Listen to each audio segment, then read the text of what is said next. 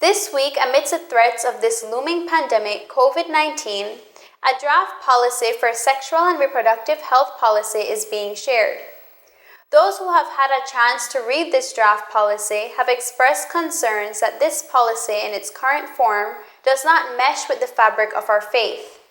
We had a chance to sit down with Father Bo Schweitzer, Chancellor of St. John Paul II, who attended the validation session for the policy.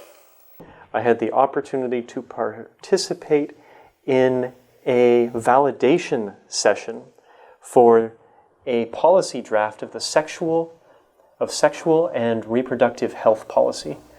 I didn't know this existed until yesterday when I received an email and a draft of the sexual and reproductive health policy. And that can be concerning because there are a lot of things that are not friendly to the Catholic faith that can be placed in a reproductive health policy. And so in reading the policy, I want to encourage all of you, my brothers and sisters in Christ, to get educated, know what's in this draft. There are some things that at first glance seem to be of concern to me. It seems like one of its primary purposes is to mainstream sexual and reproductive health rights to all persons of all ages in all sectors of society. And that can be a little bit concerning. Things like adolescents are defined as being as young as 10 years of age.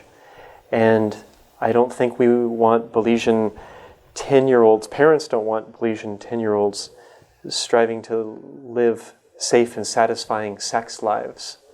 And so there are some real problems with these policies. It's concerning that the Catholic Church has not been consulted in producing this, and there's a vision of what sexuality is about that has to do only with pleasure. But as Catholics, we know that sex in God's plan is about bonding and babies. It creates the foundation of the family. And so Belizean culture is pro-family. Belizean culture is pro-children, and some things in this draft really need to be tweaked to, or even drastically changed to reflect that, in my opinion. It also requires the collaboration of parents and schools.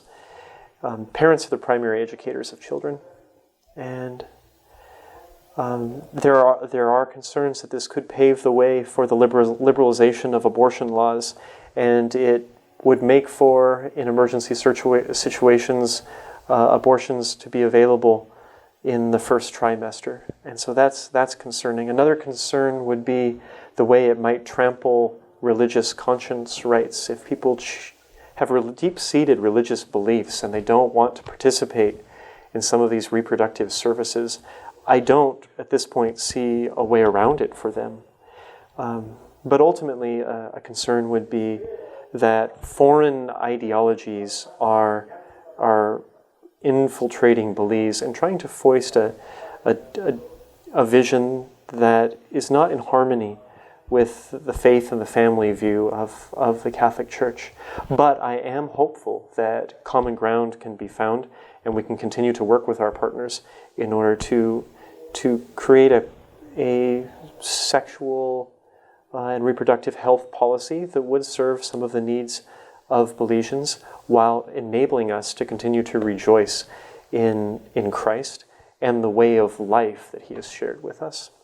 All are encouraged to review this proposed policy as we continue to seek an environment that enables us to rejoice in Christ and the way of life that He has shared with us.